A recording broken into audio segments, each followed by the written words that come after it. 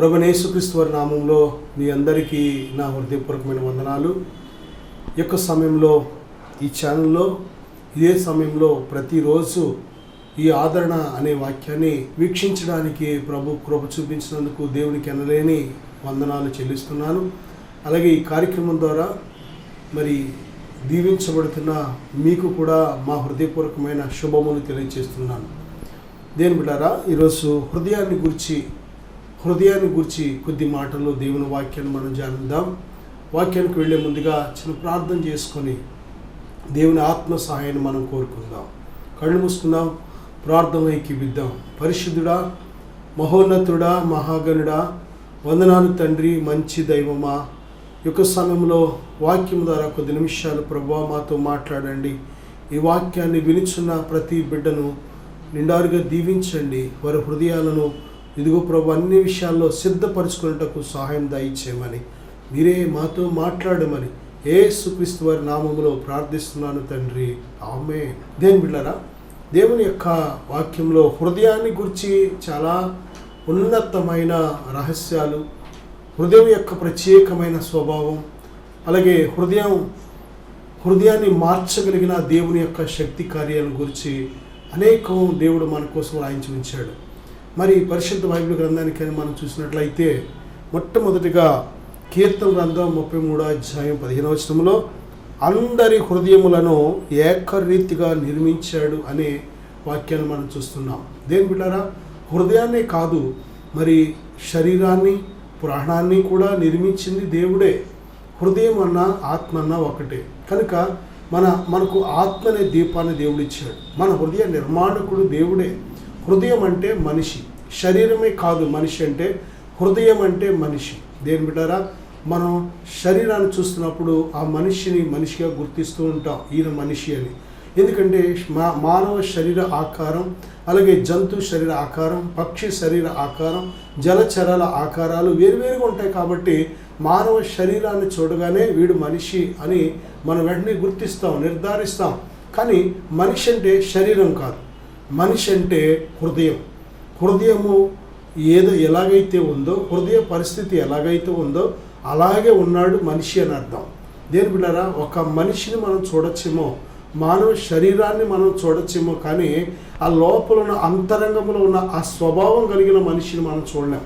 ఎందుకంటే హృదయం అనేది లేక ఆత్మ అనేది మానవ నేత్రాలకు అగోచరం.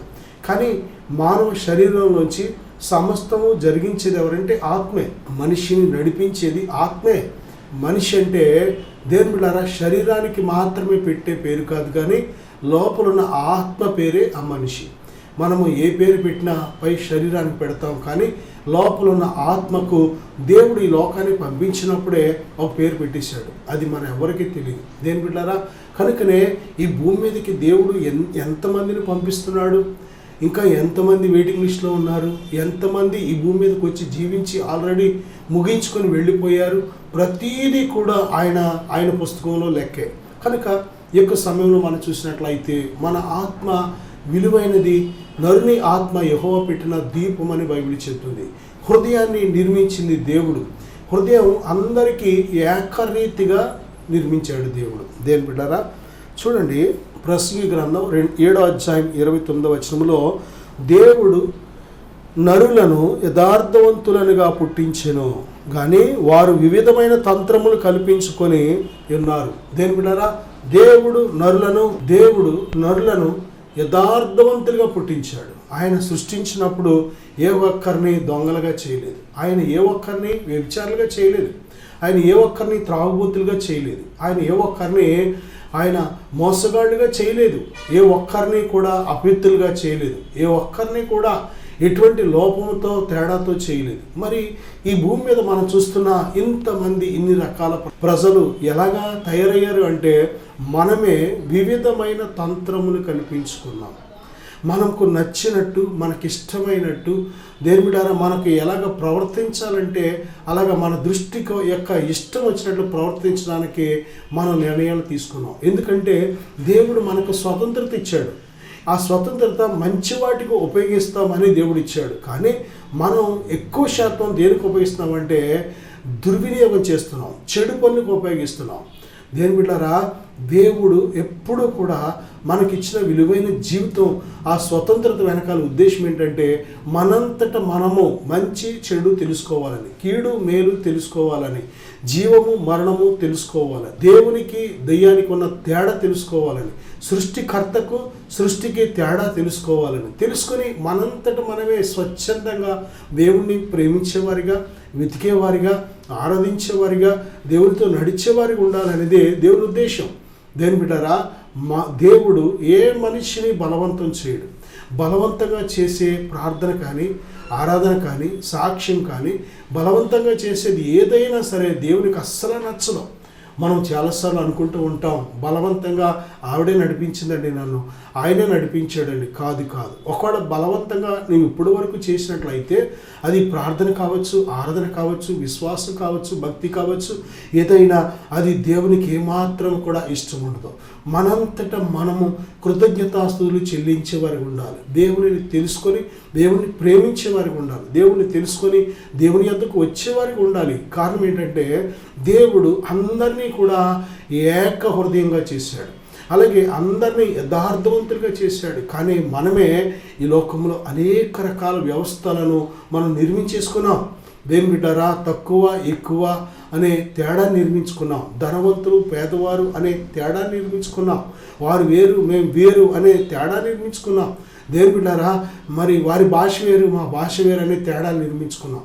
అనేక రకాలుగా మనిషికి మధ్య ద్వేషాల చేత, కక్షల చేత, అసూయల చేత, పగల చేత, అనేక రకాల మరి దేని బిడ్డారా విరోధమైన భావాల చేత ప్రతి మనిషి తన చుట్టూ ఉన్న ప్రపంచంతో ఏ సంబంధం లేకుండా మరి అడ్డుగోడలు నిర్మించుకున్నాడు. కాబట్టి ఈరోజు దేని బిడ్డారా మనం ఎక్కడ చూసినా పోలీస్ స్టేషన్లో కానీ, కోర్టుల్లో కానీ, జైళ్ళలో కానీ మరి విస్తారమైన కేసులు వస్తూ ఉన్నాయి. కారణం ఏంటంటే మానవుని హృదయాల్లో ఉన్న విరోధత, మానవుని హృదయాల్లో ఉన్న దేవునికి విరోధమైన స్వభావం, మానవుడు తీసుకున్న తప్పుడు నిర్ణయాలు, మానవుడు చేసుకున్న సొంత నిర్ణయాలను బట్టి ఈరోజు మనం ఇటువంటి వ్యవస్థను నిర్మించుకున్నాం.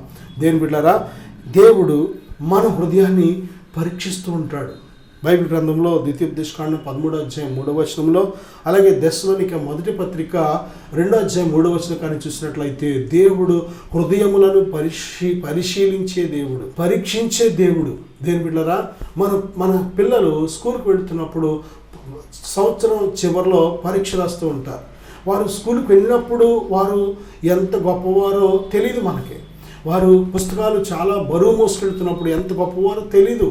వాళ్ళు చాలా గొప్ప స్కూల్లో చదివి ఎక్కువ ఫీజులు కడుతున్నప్పుడు ఎంత గొప్పవారో మనకు తెలీదు. వారికి ఖరీదైన భోజనం బాక్సులు పెట్టి పంపిస్తుంటే ఎంత గొప్పవారో తెలీదు. వారికి ఖరీదైన పుస్తకాలు, పెన్నులు, పెన్సిల్స్, ఆ మెటీరియల్ అంతా కొంటున్నప్పుడు ఎంత గొప్పవారో తెలియదు. కానీ ఎప్పుడు మన పిల్లలు గొప్పవారని తెలుస్తుందంటే దేని బిడ్డారా, వారు పరీక్ష రాసినప్పుడు ఆ పరీక్షలో మంచి మార్కులతో ఉత్తీర్ణులైతే వీరు కష్టపడి చదివారు, జ్ఞానంగా చదివారు, ఆ మంచి పట్టుదలతో చదివారు, వీరు జ్ఞానవంతులని మన పిల్లల కోసం మనం చెప్పగలం. దేని బిడ్డారా, దేవుని పిల్లలమైన మనం కూడా దేవుడు మన హృదయాన్ని పరీక్షించినప్పుడు ఆ పరీక్షలో ఎలాగుంది, దేవుడు నీ హృదయాన్ని తప్పనిసరిగా ప్రతి మనిషి హృదయాన్ని దేవుడు పరీక్షించే దేవుడు. ఎందుకంటే హృదయ నిర్మాణకుడు ఆయన, హృదయాన్ని ఇచ్చిన దేవుడు.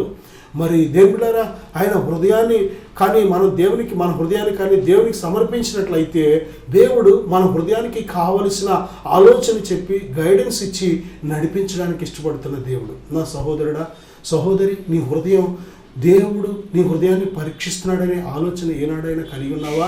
ఈరోజు మనము భక్తిహీనంగా ఉండడానికి కారణం, లేకపోతే లోకంలో దేవునికి విరోధమైన కార్యాలతో మన జీవితాన్ని నిండిపోవడానికి కారణం ఏంటంటే దేవుడు పరీక్షిస్తున్నాడు అనే ఆలోచన మనకు లేకపోవడం. దేవుడు పరీక్షించే దేవుడు. రెండవదిగా మనం చూస్తే సమూయేలు మొదటి గ్రంథం 16వ అధ్యాయం 7వ వచనంలో దేవుడు మన హృదయాన్ని లక్ష్య పెడుతూ ఉంటాడు. చాలా జాగ్రత్త. మన హృదయం మీద లక్ష్యం ఉంచుతూ ఉంటాడు. చాలా జాగ్రత్త. దేని బిడ్డరా, ఒకవేళ ఈ లోకంలో ఎవ్వరికి నీ శరీరం కనబడకపోవచ్చు, ఎవ్వరికి నీ మార్గాలు తెలియకపోవచ్చు, నువ్వు చేస్తున్న క్రియలన్నీ అంత గోప్యంగా, అంత సీక్రెట్గా, అంత జ్ఞానంగా ఉండవచ్చు. కానీ ఒక్కటి మర్చిపోవద్దు, ఎక్కడ ఉన్న సమస్త హృదయములకు మరి తండ్రి అయిన దేవుడు, సమస్త హృదయములతో మరి సంబంధం కలిగిన దేవుడు నీ ప్రతి చర్యను కూడా నీవు కూర్చుండుట, లేచుట, నడుచుట, మాట్లాడుట, చూచుట, మరి ప్రవర్తించుట, అలాగే నీ ప్రతి హృదయపు ఆలోచనలు అన్నీ కూడా దేవుడు లక్ష్య పెడుతున్నాడు. చాలా జాగ్రత్త. ఎందుకంటే మన క్రియలను బట్టి ఒక దినాన దేవుడు మనకు తీర్పు తీర్చవలసి ఉంది. మన యొక్క ఆలోచనలు బట్టి ఒక దినాన, మన క్రియలను బట్టి ఒక దినాన మనకు ఏమి బహుమానం ఇవ్వాలనేది కూడా పూర్తిగా ఆయన చేతిలో ఉంది. కనుక దేవుని బిడ్డలారా, నీ హృదయాన్ని అన్నిటికంటే నీ హృదయాన్ని భద్రపరుచుకో. నీ హృదయాన్ని జాగ్రత్తగా జీవ మార్గంలో నడిపించుకో. అలాగే రాజులు మొదటి గ్రంథం 8వ అధ్యాయం 39వ వచనం, దినవృత్తాంతాలు 2వ గ్రంథం 6:31, అలాగే మొదటి దినవృత్తాంతాలు 8:40, అలాగే లూకా సువార్త 16:15. దేని బిడ్డారు ఇంకా అనేక చోట్ల యోహాను రాసిన మొదటి పత్రిక 3వ అధ్యాయం 20వ వచనంలో ఇవన్నీ చూసినట్లయితే మన హృదయమును ఎరిగి ఉన్నాడు దేవుడు. మన హృదయం దేవునికి తెలియదు అనుకోవడం మన బుద్ధిహీనత. దేవునికి మన హృదయం పూర్తిగా తెలుసు. ఒక్క మాటలో చెప్పాలంటే మన హృదయంలో తలంపు పుట్టక మునిపే దేవుడు మన హృదయాన్ని ఎరిగి ఉన్నాడు. ఏ ఆలోచనలు పుట్టబోతున్నాయో ఎరిగి ఉన్నాడు. ఈరోజు ఎలాగున్నామో, రేపు ఎలా ఉండబోతున్నామో, ఎలా ప్రవర్తించబోతున్నామో, ఎటువంటి ఆలోచనలు, ఎటువంటి నిర్ణయాలు చేయబోతున్నామో దేవునికి ముందుగా తెలుసు. దేని బిడ్డలారా, అందుకే ఆయన అన్ని తరాలలో దేవుడు, ఆయన కాలములో దేవుడు, నిన్న నేడు నిరంతరము దేవుడు అయినాడు ఆయన. దేని బిడ్డలారా, ఆయనకు ముందుగా ఏమి సంభవింపబోతుందో ఎరిగిన దేవుడు ఆయన. ఎందుకంటే జరిగిస్తున్న దేవుడు. దేని బిడ్డలారా, అలాగే మన క్రియలను బట్టి, మన సొంత నిర్ణయాలను బట్టి కూడా మనం ఏమి చేయబోతున్నామో ముందుగానే ఆయన గ్రహించే, ఎరిగే గొప్ప శక్తి కలిగిన వాడు. దినవృత్తాంతాలు మొదటి గ్రంథం 28వ అధ్యాయం 7వ వచనంలో, కీర్తన 17వ అధ్యాయం 3వ వచనం కూడా మనం చూసినట్లయితే పరిశోధించే దేవుడు. పరీక్ష వేరు, శోధన వేరు, పరిశోధన వేరు. దేని బిడ్డారా, చూడండి ఇక్కడ పరిశోధన. దేవుడు అబ్రహాముని పరిశోధించాడు, యాకోబును పరిశోధించాడు. దేని బిడ్డారా, భక్తులైన వారందరూ కూడా దేవుడు పరిశోధన అనే గుమ్మం గుండా వెళ్ళిన వారే. ఆ పరిశోధనలో వారు నిలబడ్డారు. దేవుడు పరిశోధించినప్పుడు వారి హృదయంలో ఉండే ఆ యొక్క నమ్మకత్వం ఏంటి, స్థిరత్వం ఏంటి, ప్రేమ ఏంటి, అన్నీ కూడా తెలియచేయబడ్డాయి, ప్రూఫ్ చేయబడ్డాయి, నిరూపించబడ్డాయి. దేని ప్రియబిడ్డలారా, పరిశోధించే దేవుడు అబ్రహామును ఒకరోజు పరిశోధించాడు. ఎలాగంటే, నీకు ఒక్కగానొక్క కుమారుడైన, నువ్వు ప్రేమించే నీ కుమారుడైన ఇస్సాకును ఇదిగో నేను చూపించే ప్రాంతానికి వచ్చి నాకు బలి అని.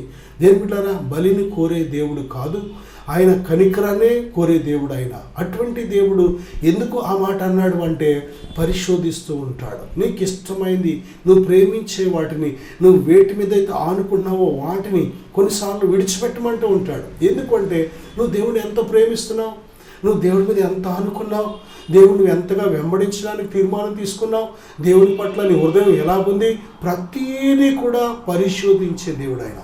అబ్రహాముని పరిశోధించినప్పుడు తన హృదయం ఎలా ఉందో బయలుపరచబడింది. వెంటనే ఆఖరికి తన భార్యతో చెప్పలేదు, పనివారితో చెప్పలేదు, కానీ ఆ కట్టెలు ఆ యొక్క నిప్పుతో బయలుదేరాడు. దేవుని బిడ్డారా, కత్తి పట్టుకొని బయలుదేరాడు. తన ఒక్కగానొక్క ప్రేమించే కుమారుని తీసుకువెళ్ళి ఆ యొక్క కొండ మీదకి దేవుని బిడ్డారా వెళ్ళాడు. పనివారిని కొండ క్రిందే వదిలాడు, పైకి వెళ్ళాడు, ఆ కట్టెలు పేర్చాడు. దేని బిడ్డ తన కుమారుడికి ఆ యొక్క 2 చేతులు కాళ్ళు కట్టి ఆ కట్టెల మీద పడుకోబెట్టాడు. పదునైన కత్తిని ఇక నరకడానికి సిద్ధముగా ఎత్తిన సమయంలో దేవుడు వెంటనే మాట్లాడాడు. అబ్రహమా, ఇదిగో ఆ కత్తిని కింద పడే, నువ్వు ఒక్కగానొక్క నీ కొడుకుని నాకు ఇవ్వడానికి నువ్వు వెనుదీయలేదు కనుక ఇందును బట్టి నువ్వు నన్ను ప్రేమిస్తున్నావు అని నేను నిన్ను ఎరిగి ఉన్నానని దేవుడు గొప్ప సాక్ష్యం చెప్పాడు అబ్రహాం కోసం. దేని బిడ్డారా, హృదయం కొన్నిసార్లు పరిశోధించబడుతూ ఉంటుంది. దేవుడు పరిశోధనను అనుమతిస్తూ ఉంటాడు. ఎందుకంటే బంగారం కంటే అమూల్యమైన నీ విశ్వాసం అది దేని బిడ్డారా, పరిశోధన ద్వారా, పరీక్షల ద్వారా, కొన్నిసార్లు శ్రమల ద్వారా అది శుద్ధి చేయబడాలి. విశ్వాసము బంగారం కంటే అమూల్యమైనది కనుక విశ్వాసము ద్వారా మనం రక్షించబడుతున్నాం. విశ్వాసము ద్వారానే పరిశుద్ధులుగా మారాం. విశ్వాసము ద్వారానే నీతిమంతులుగా మారాం. విశ్వాసము ద్వారానే దేవుని పిల్లలమయ్యాం. విశ్వాసం ద్వారానే దేవుడు మనలో నివాసం చేస్తున్నాడు. విశ్వాసము ద్వారానే దేవుడారా పితరులు పెద్దలు ప్రభునందు విశ్వాసం నుంచి నిద్రించారు. కనుక అటువంటి విశ్వాస ప్రయాణంలో ఉన్న మనము, విశ్వాసం ద్వారా సమస్తాన్ని అనుభవిస్తున్న మనము, విశ్వాసం ద్వారా సమస్తాన్ని పొందుకోబోతున్న మనము, ఈ విశ్వాసంలో కానీ ఏమాత్రం ఒకవేళ తేడా ఉన్నట్లయితే, బలహీనత ఉన్నట్లయితే మనం మోసపోతాం. కాబట్టి నా సహోదరుడా సహోదరి, దేని ప్రియమైన బిడ్డారా, నీ విశ్వాసానికి కలుగు. ఈ పరీక్షలు ఎదురవుతున్నప్పుడు భయపడకు. సర్వశక్తిమంతుడైన దేవుడు నీకు తోడుగా ఉంటాడు. అంతేకాదు కొద్ది కాలము శ్రమపడిన పిమ్మట ఆయనే మిమ్మల్ని స్థిరపరిచి బలపరుస్తాడు అని బైబిల్ చెప్తుంది. కాబట్టి చులకని శ్రమలు ఈ లోకములో ప్రభు నామం నిమిత్తము మనం ఎదుర్కొంటున్న శ్రమలన్నీ చులకని శ్రమలు. ఎందుకంటే మన కోసం ప్రభు పడిన పాటలు చూసినట్లయితే, ప్రభు పడిన ఆ శ్రమలను కానీ మనం చూసినట్లయితే అవి మామూలు శ్రమలు కాదు. నా సహోదరుడా, ఆ శ్రమలు ఎంతో ఘోరమైన శ్రమలు. తన యొక్క ప్రాణాన్ని ఆయన చెల్లించే ముందు ఆయన పడిన పాటలలో మనం ప్రభు కోసం పడుతున్న పాటలు గొప్పవేమి కాదు దేవుని బిడ్డలారా. కాబట్టి మనకు పరిశోధన కానీ పరీక్ష కానీ శ్రమ కానీ ఎదురవుతున్నప్పుడు ప్రభును తలపోసుకుంటే, మన కోసం ప్రభు పడిన పాటలను కానీ తలపోసుకుంటే తప్పనిసరిగా మనం చాలా ఆదరణ పొందుకోగలుగుతాం. అంతేకాదు మన ముందున్న ఈ గొప్ప పరీక్షలు మనం అతి సులువుగా జయించగలుగుతాం. దేని బిళ్ళారా, సామెతల గ్రంథం 15వ అధ్యాయం 11వ వచనం కానీ మనం చూసినట్లయితే, అలాగే యెషయా గ్రంథం 66వ అధ్యాయం 2వ వచనం, ఇర్మియా 20:12, సామెతలు 15:11 కానీ చూసినట్లయితే మన హృదయములను దేవుడు తేటగా చూస్తున్నాడని బైబిల్ చెప్తుంది. దేవుడు హృదయాలను చూచుచున్న దేవుడు. ఏ నరుడు కూడా మనిషి హృదయాన్ని ఈ మట్టి నేత్రాలతో చూడలేడు. మన హృదయంలో ఏమి ఉందనేది మనం దేవుళ్ళ మాటల ద్వారా, మన క్రియల ద్వారా ఇతరులు కనుగొనగలుగుతారు అంతవరకే. కానీ హృదయాన్ని తన నేత్రాలతో చూసే శక్తి ఏ నరుడికి లేదు. ఒక దేవుడు మాత్రమే హృదయంలో పుట్టే ఆలోచనలను దేవుడు పూర్తిగా ఆయన దృష్టిస్తున్నాడు. ఆయన తేటగా చూస్తున్నాడు. ఆయన దేని బిడ్డలారా చూడండి, అసలు మనం దేవుని యందు ఎంత భయభక్తులు కలిగి ఉండాలి. అందుకే తప్పుపోయిన కుమారుడు ఏమన్నాడంటే, నీ ఎదుట పరలోక రాజ్యమునకు విరోధముగాను నీ ఎదుటను నేను పాపము చేశానంటున్నాడు. దేవుని ఎదుట తన నేత్రాలు ఆ యొక్క తండ్రి దగ్గరికి వెళ్ళి, నాకు రావాల్సిన వాట నాకు ఇస్తావా ఇవ్వని గొడవ పెట్టినప్పుడు దేవుడు చూస్తున్నాడు, దృష్టిస్తున్నాడు అనేది గ్రహించలేకపోయాడు. దేని బిడ్డారా, దుర్వ్యాపారం చేసినప్పుడు ఆ తండ్రి ఇచ్చిన ఆస్తిని అంతటినీ కూడా పట్టుకొని వెళ్ళిపోయి దూర ప్రాంతం వెళ్ళి కొంతమంది స్నేహితులతో దుర్వ్యాపారం చేసి, దేవుడారా చెడు పనులు చేసి, పాపిష్టి పనులు చేసి ఆ యొక్క తండ్రి ఇచ్చిన ఆస్తిని అంతటినీ కూడా పాడు చేసేసినప్పుడు అప్పుడు దేవుడు దృష్టిస్తున్నాడని ఆలోచన రాలేదు. డబ్బంతా అయిపోయిన తర్వాత ఆఖరికి దేని బిడ్డ ఎక్కడైనా పని ఉంటే పని చేసుకొని బతుకుదామని ఆ పని కోసం వెతుక్కుంటుంటే అప్పటికీ కూడా దేవుడు చూస్తున్నాడనే విషయం గుర్తు రాలేదు. కానీ ఎప్పుడైతే ఒక పందుల యజమాని దగ్గరికి వెళ్ళి ఆ పని దొరికినప్పుడు ఆ పందులు మేపి ఆ పందులకి పొట్టు తవుడు అటువంటి ఆహారం పెడుతున్నప్పుడు ఆ పందులు తినే పొట్టుతో కడుపు నింపుకోవాలని ఆశపడ్డాడు. కానీ పందులు కూడా తినవలేదేమో. దేని బిడ్డారా, అప్పుడు బుద్ధి వచ్చింది. ఎప్పుడైతే బుద్ధి వచ్చిందో తండ్రిని జ్ఞాపకం చేసుకున్నాడు. తండ్రి ఇంట ఎంతోమంది పనివారికి సమృద్ధిగా ఆహారం ఉందే, నేను ఇక్కడ ఆకలితో చచ్చిపోతున్నానని తండ్రిని జ్ఞాపకం చేసుకొని తండ్రి ఇంటికి వెళ్ళిపోదాం, ఆ పనివారిలో ఒక్కడికైనా జాయిన్ అవుదామని ఆ జ్ఞానం అప్పుడు వచ్చింది. నా సహోదరుడా, దేవుని యందు భయభక్తులు అంటే దేవుడు చూస్తున్నాడు అని భయము కలిగి మనము పాపము చేయకుండా ఉండడమే అదే నిజమైన ఆజ్ఞను గైకొనడం. దేవుణ్ణి ప్రేమిస్తున్నాము అనే దానికి నిదర్శనం ఏంటో తెలుసా?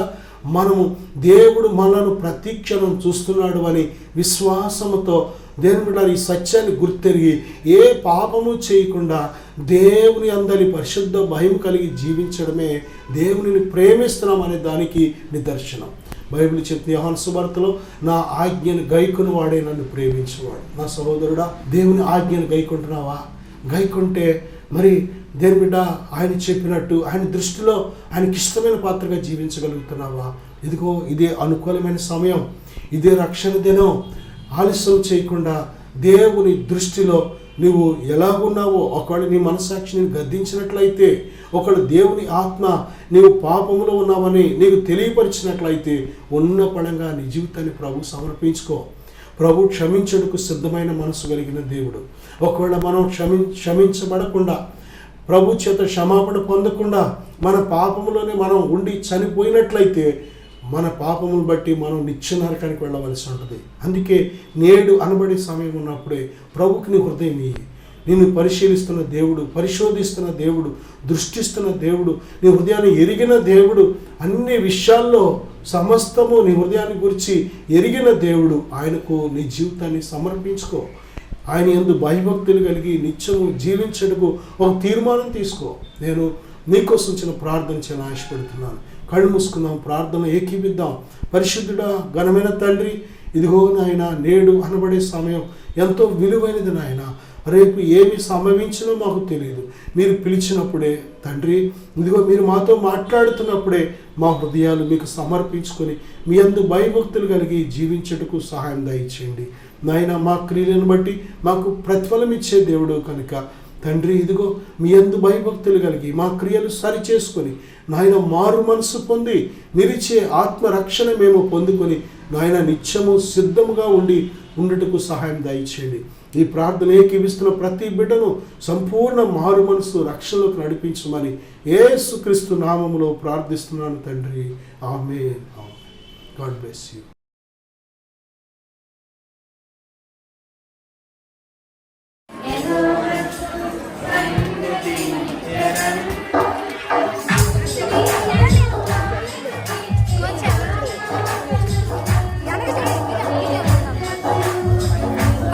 పైకి లేపండి.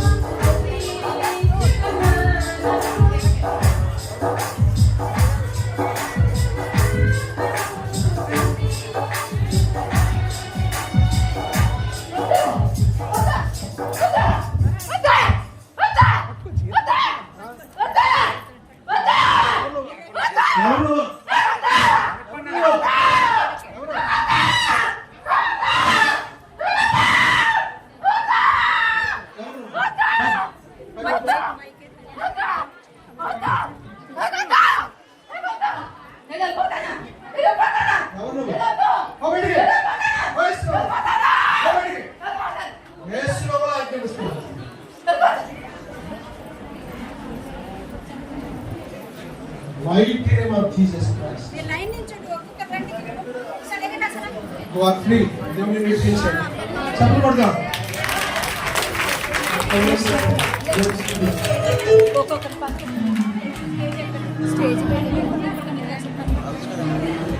దేవుడు పెట్ట మీ అందరికీ వందనాలండి. అయ్యగారు అందరికీ సభ్యతలు అందరికీ వందనాలండి.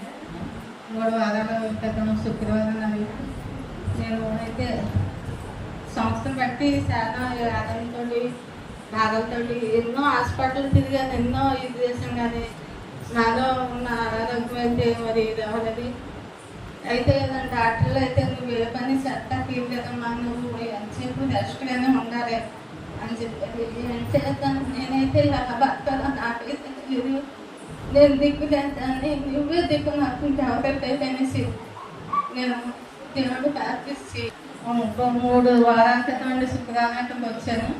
వచ్చిన తర్వాత దైవజనులు నాకు ప్రార్థన చేసి తైలం కోసమే తెలుసండి. తర్వాత ఏమైందో నాకు తెలియదు అసలు. పోసిన తర్వాత నాకైతే దేవుడు చదువు ఇప్పుడు మట్టుగా నాకు చాలా బాగుందండి, ఆరోగ్యం చాలా బాగుంది. కానీ కొద్దిగా నాకు నీరసం దడగా ఉంటుంది, అది కూడా తగ్గేలాగా అందరూ మీ అనేది నా ప్రార్థనలో పెట్టమని అడుగుతున్నాను. ఈ చిన్న సాక్షిని దేవుడు దీవించు.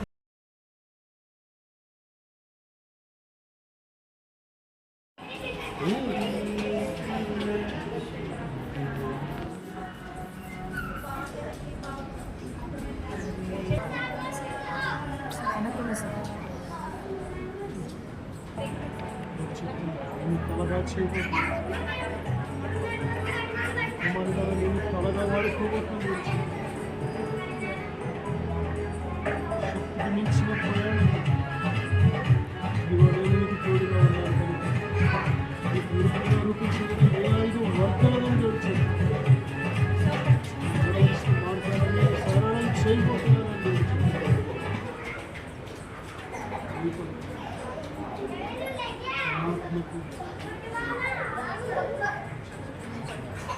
ఆత్మను మీద తోడుగా ఉంచి ఉన్నాను ఆత్మ మీద ఉంచి ఉన్నానని తెలుసు నేను మీద తండ్రిలో ఉన్నానని తెలుసు. దేవునామానికి వందనాలు, సేవకులకు నా వందనాలు. నా పేరు వినయ్ కుమార్, మాది పెద్దతాడేపల్లి గ్రామము. నేను కూడా దేవుడు నమ్ముకొని దేవుడి మందిరానికి అయితే వెళ్ళేవాడిని, కానీ నా ఆత్మీయ జీవితం అంత ఫలవంతంగా లేదు.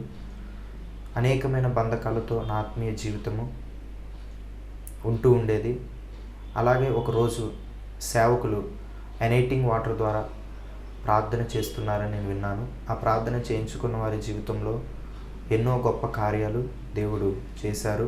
చాలామంది విడుదల లేని వారు విడుదల పొందుకున్నారు, స్వస్థత లేని వారు స్వస్థత పొందుకున్నారు.